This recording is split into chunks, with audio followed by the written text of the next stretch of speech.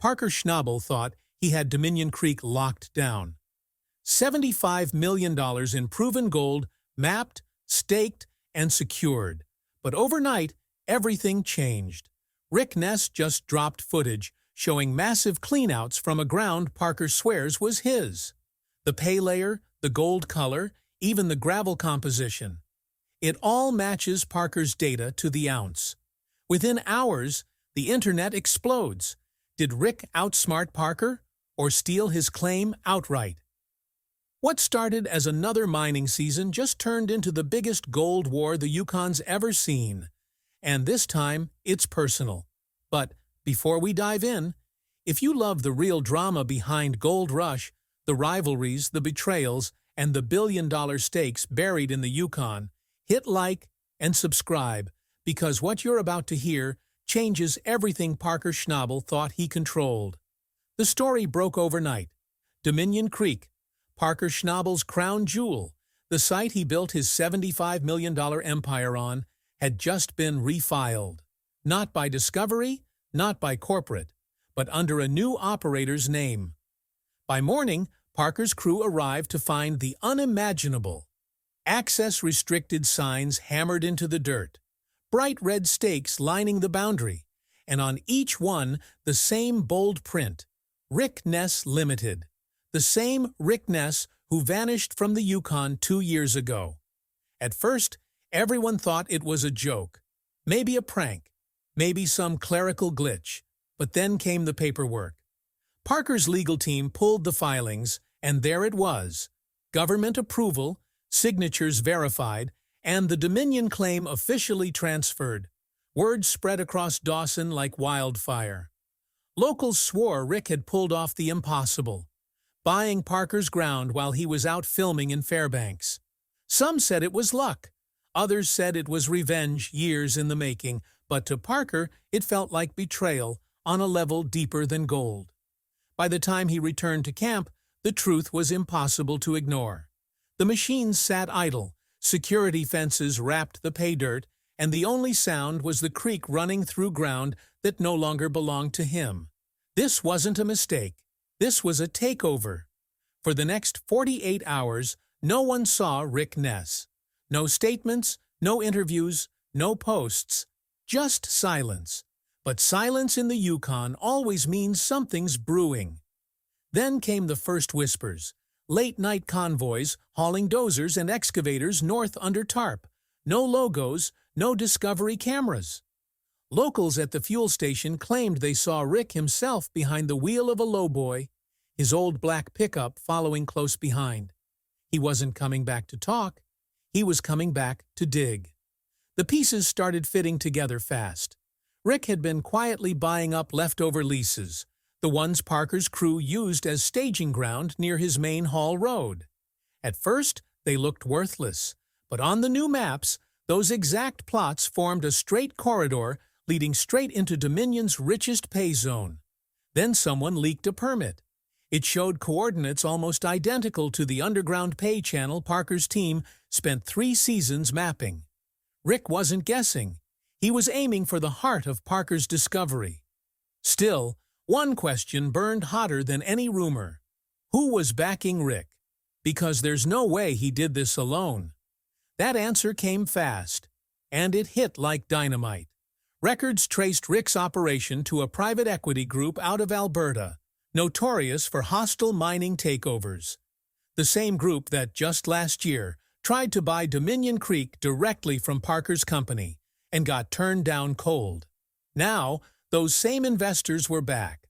Only this time, they weren't knocking on Parker's door.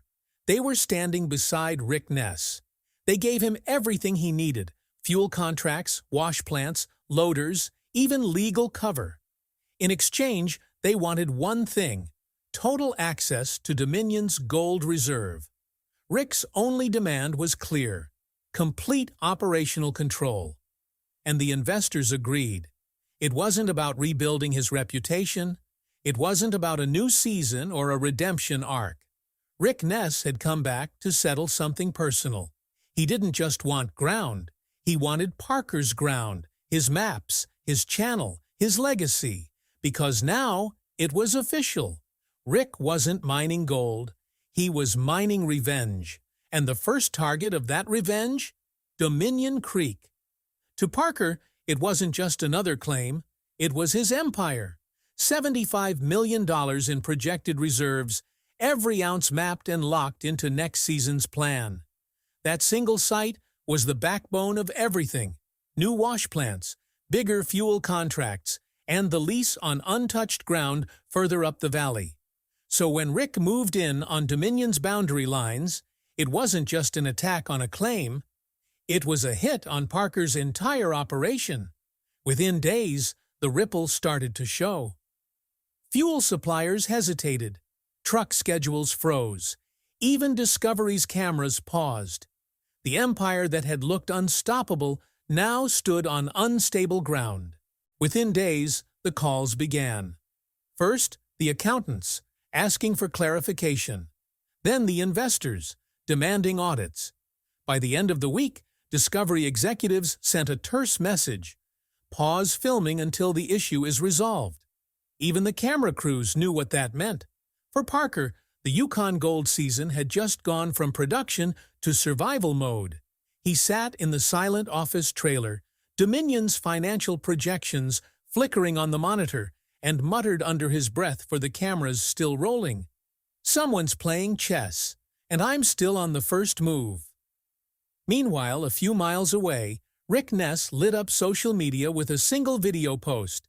No words, no commentary, just the roar of his plant and a close-up of gold pouring across the sluice mat. Within hours, the clip went viral across mining forums. The gold color, texture, and purity looked identical to Parker's Dominion samples. Too identical.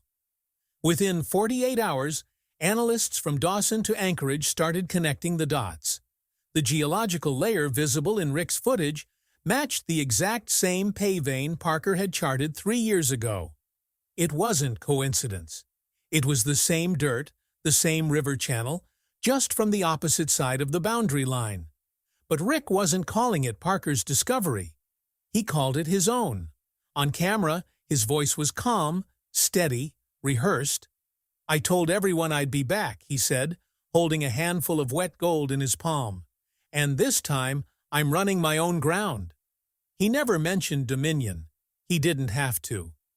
Back at Parker's camp, the mood turned hostile. Some crew members wanted to storm the line and block Rick's haul trucks. Others told Parker to go public, show his survey maps, and prove the ground was his first. But Parker knew better. He'd seen this before. Once a fight went legal, every shovel stopped moving. Every minute off the dirt was lost gold. Still, online chatter reached a fever pitch. Forums, blogs, even mining news outlets began speculating. Was Rick trespassing or outsmarting the system? Because if his permits were legitimate, Parker was the one standing on the wrong side of the law. And in the Yukon, possession of a valid claim deed meant everything. By week's end, the situation exploded into paperwork and lawyers. Parker's legal team filed an emergency injunction in Whitehorse, accusing Rick of fraudulent filing, data theft, and unlawful access to proprietary survey material. Rick's camp countered instantly with government-stamped deeds, legitimate on paper, yet suspiciously filed just days before Dominion's last renewal date. Someone on the inside had moved the documents faster than standard protocol. Then the email arrived. A whistleblower from inside the mining office sent Parker a message claiming an official had been bribed to fast-track Rick's registration. Attached were partial timestamps from the internal system logs, enough to suggest the filings were manipulated, but not enough to prove it in court. It was the kind of evidence that could destroy Rick if verified, but also blow back on Parker if leaked too early. Discovery held the footage, refusing to release any new material until the dust settled. They knew a lawsuit could halt production for months, and the network wasn't going to risk liability. So while Rick's excavators chewed through Dominion's outer boundary, Parker was trapped in paperwork, watching his gold bleed away, ounce by ounce, while lawyers argued over who owned the dirt beneath their feet. Every hour counted. Fuel contracts were expiring. Heavy haul leases were coming due. Crew morale dropped to silence. What had started as a territorial dispute had turned into a corporate war, and every decision Parker made now carried seven-figure consequences. In the midst of it all, he sat alone in his truck, overlooking Dominion Creek, the same valley he once believed he'd own for life. Watching Rick's floodlights flicker through the mist across the river. Engines rumbled, wash plants hummed, gold moved steadily through another man's hands. He didn't need a camera crew to tell him what came next. Dominion wasn't just under attack, it was slipping away. Every day the legal fight dragged on, Rick Ness dug deeper, not just into the pay dirt, but into the empire Parker built. And then came the hit no one saw coming. Not from the ground, but from the web. The first warning surfaced on Reddit, an anonymous post claiming to hold Dominion Creek's complete geological data. Within hours, links began spreading across mining forums and Discord servers. When Parker's team downloaded the files, their blood ran cold. It wasn't rumor, it was his. Every 3D terrain scan, every drill log, every yield projection, even the heat maps showing the richest pay zones, all of it, dumped for anyone to see. Dominion hadn't just been stolen in paperwork. Now its secrets were bleeding into the public domain. His office went into lockdown. Computers were pulled offline, drives were checked, and security cameras combed. Within 20 minutes, they found the source. The metadata didn't lie. The upload came from an account belonging to a man Parker once trusted, his former senior surveyor, now working for Rick Ness. Parker drove straight to the line. Cameras followed in silence as he parked beside the Dominion access road. Rick was already there, standing by a loader, arms folded. The air was thick with diesel and tension. "You leaked my data," Parker said, stepping close enough for the cameras to catch every word. Rick didn't flinch.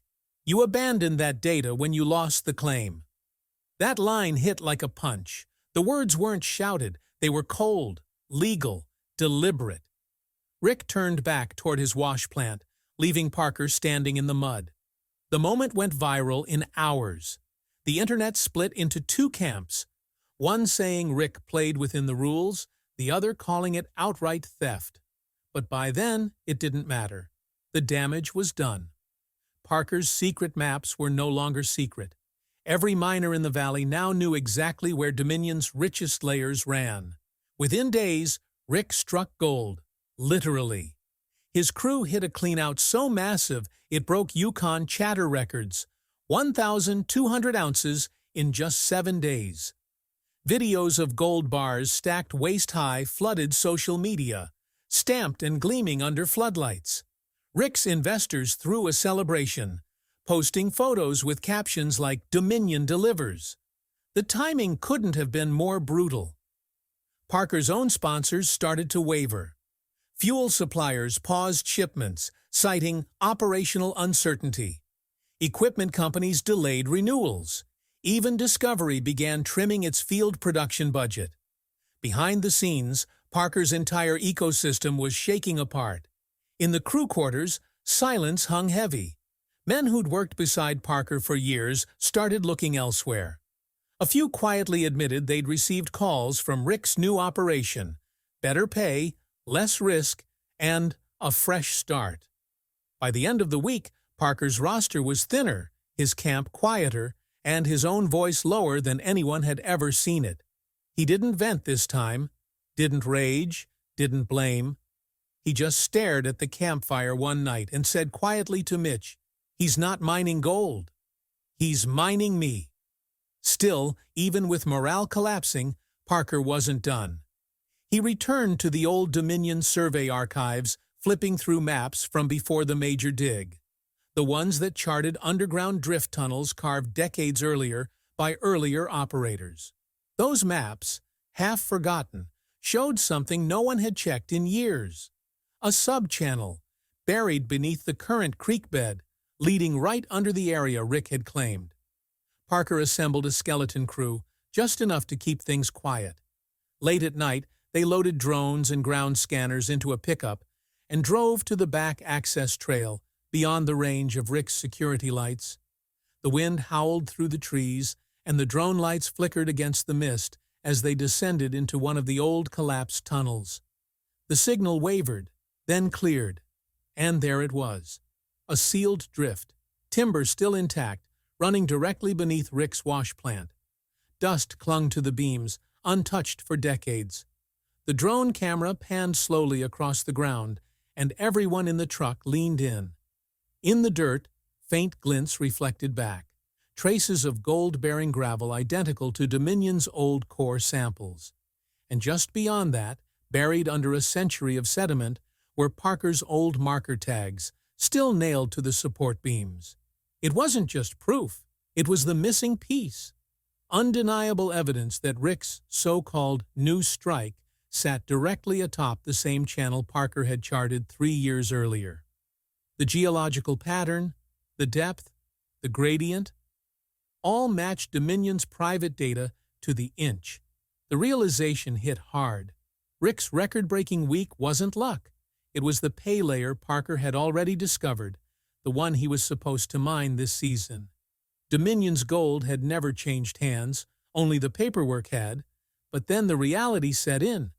That footage, that data, everything they just found, was recorded inside Ground Rick, now legally controlled. If Parker went public with it, he'd be the one facing trespass charges.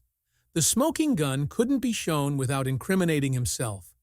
He sat in the driver's seat, the tablet still glowing in his hands, watching the live feed of the drift.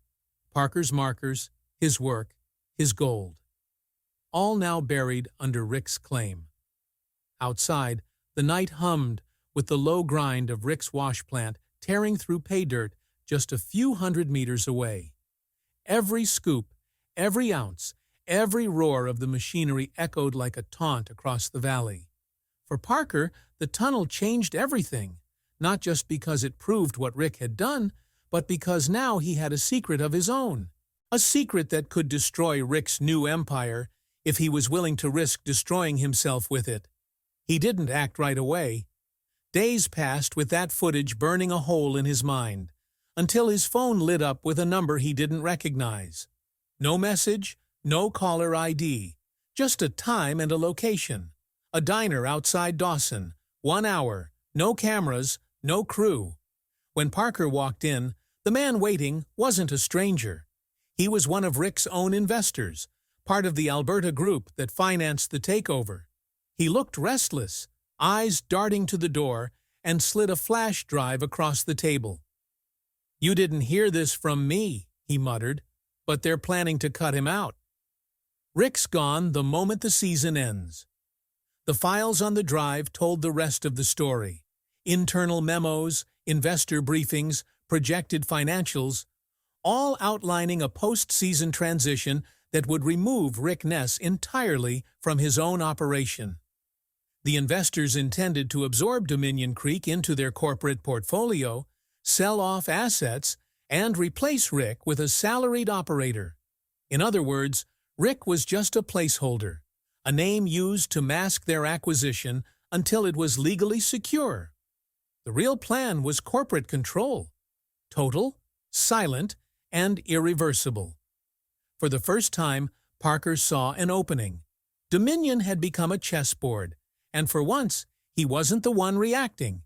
He spent the next 2 days building a counterstrike, not with machines, but with lawyers, accountants, and one quiet phone call to a private partner of his own.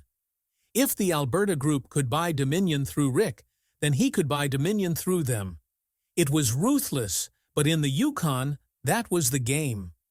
By the end of the week, Parker's proposal was on their desk, an offer to acquire a minority stake in their investment group through a shell company, with guaranteed returns and a buyout clause that would trigger just before their fiscal close.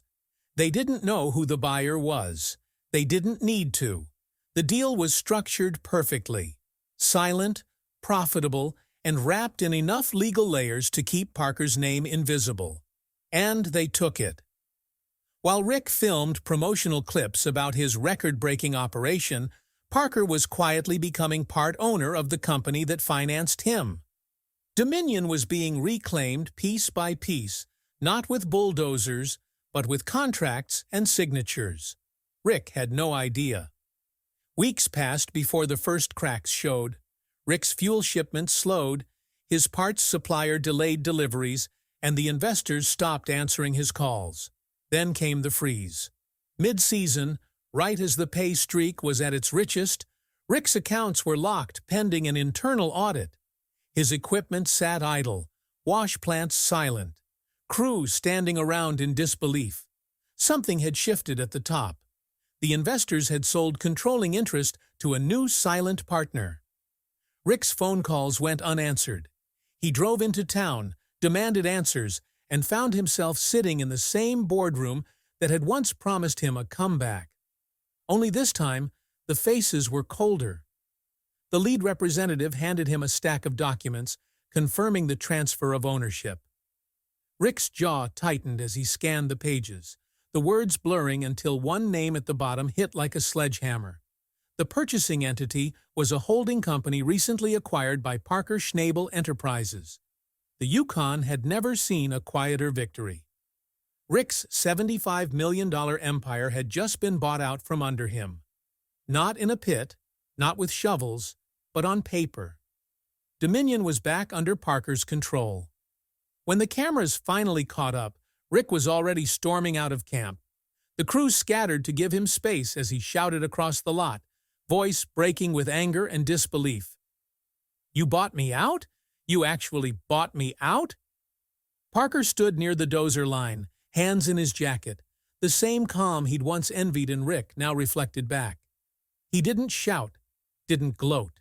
He just said it once, quiet enough for the mics to pick up. "You took my ground. I took yours back." It was the moment everyone knew. Dominion Creek belonged to Parker again. Within days, the transfer was finalized. Rick's signs came down. Parker's logos went back up.